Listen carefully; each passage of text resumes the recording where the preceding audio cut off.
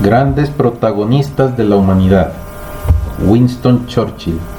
Libro biográfico de 1985, de Editora 5, Bogotá, Colombia. Capítulo 3, parte 6. Con los liberales. Churchill había nacido en una clase que tradicionalmente estaba destinada a dirigir los asuntos de la Gran Bretaña y de su imperio. Asumió ese destino sin discusión. Dentro de las profesiones que va eligiendo, decide ser el mejor y alcanzar las más altas cimas. Esas profesiones han sido, de un lado, la literatura, en la que recibirá el premio Nobel, y de otro, la política, en la que llegará a ser primer ministro.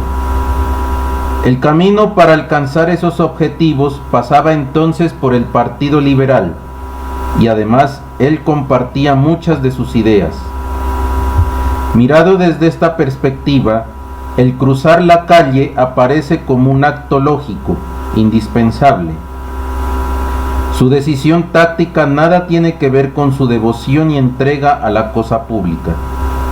Cuando se es nieto del duque de Marlborough, no se aspira sistemáticamente a una gloria personal y vana, aunque no por ello se la rehúse.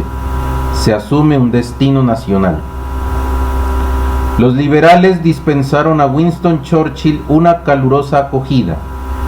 No iban a desperdiciar las perspectivas que ofrecía un recluta de su calidad.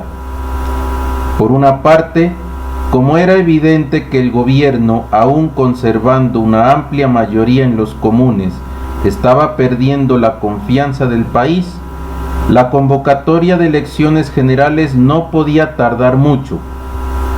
Y como por otra parte, en caso de nuevas elecciones, no se podía ni pensar en que Churchill representase a Oldham, comenzaron a buscarle otra circunscripción. La dirección del Partido Liberal acaba por escoger Manchester, donde el exdiputado conservador tiene muchas probabilidades de ser bien acogido, ya que esa gran ciudad es la fortaleza por excelencia del libre cambio, y fue el libre cambio el que provocó la espectacular afiliación de Churchill al Partido Liberal. Los primeros contactos, los primeros sondeos, como hoy se diría, emprendidos prudentemente, encuentran un eco favorable. Muy en especial, Winston conquista a la poderosa comunidad judía de Manchester, de tal modo que sus primeros partidarios son los más poderosos líderes, hombres como Nathan Lasky, Israel Sackville, Joseph Dulberg y Chaim Weizmann. Este último es un personaje de mucha importancia. Él será quien en 1917 consiga la Declaración Balfour, origen del Estado de Israel. Por otra parte, la simpatía que los israelitas de Manchester sienten por el recién llegado tendrá consecuencias. Primero, mucho antes de que se confíe a Inglaterra el mandato sobre Palestina, Churchill estará perfectamente enterado de la cuestión sionista. Después, esto le llevará a interesarse por la suerte de las comunidades no inglesas residentes en Gran Bretaña. Llegado octubre de 1904, el diputado por Oldham inicia una serie de conferencias y reuniones públicas. En ellas ataca enérgicamente al Partido Conservador. Y en Caernarvon, en el país de Gales, habla por primera vez desde el mismo estrado que el diputado radical de la región, David Lloyd George. A partir de entonces, aparte de los sentimientos amistosos de los primeros días, les unirá una misma batalla política. A comienzos de 1905, Balfour estaba decidido a dimitir, pero la situación internacional no se lo permite. La guerra ruso-japonesa ha provocado una grave crisis en Oriente. En lugares más próximos, Alemania hace pensar una inquietante amenaza sobre Francia con motivo de Marruecos. Y hace 2 años ya que Gran Bretaña y Francia están volviendo a la entente cordial precisamente con ocasión de Marruecos.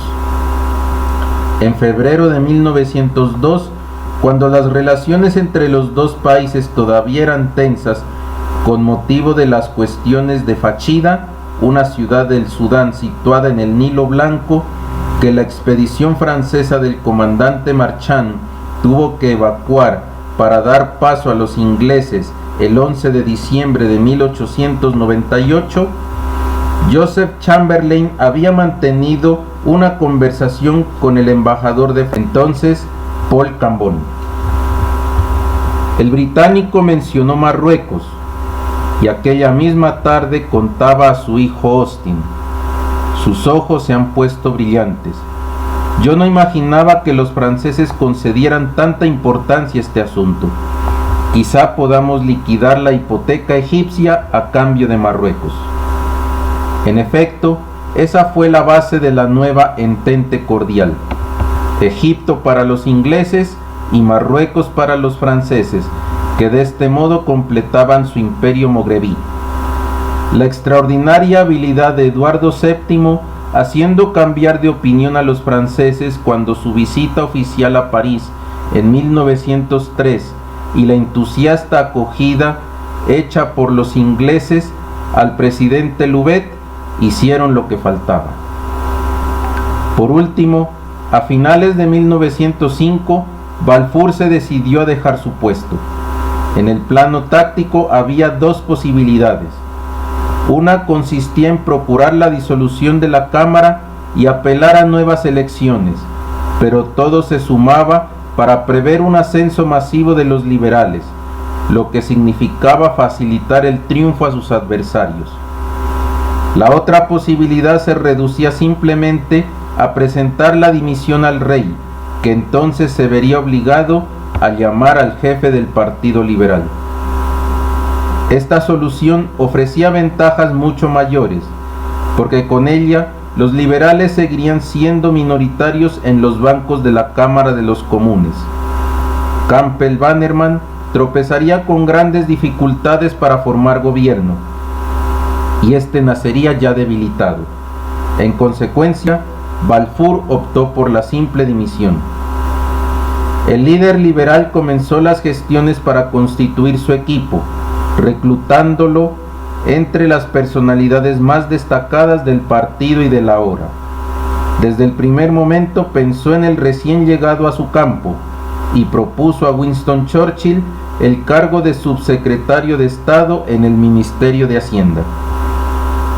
Era una oferta muy lisonjera, porque el subsecretariado se considera generalmente como una antesala para el gabinete, el equipo ministerial restringido que en Inglaterra decide y toma las grandes decisiones.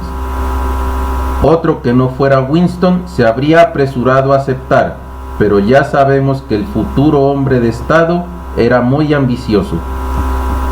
Churchill contemplaba su carrera desde otro punto de vista. Calculó que siendo subsecretario de Estado en el Ministerio de Hacienda, se vería borrado por su jefe, el canciller del Exchequer, el verdadero ministro de Finanzas. Y lo iba a hacer Herbert Henry Asquith, diputado por East Fife, en Escocia, y una de las personalidades más brillantes del Partido Liberal. En cambio, la cartera de colonias se destinaba a Lord Elgin. Por una parte, este honorable aristócrata pasaba lo mejor de su tiempo en Escocia y dejaría manos libres a su joven colaborador.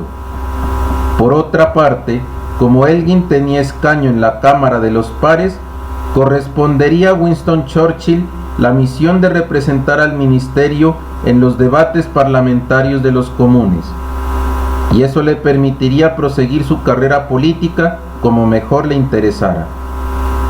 Por consiguiente, negoció en ese sentido y desde luego consiguió lo que deseaba, el 13 de diciembre de 1905, recién cumplidos los 31 años.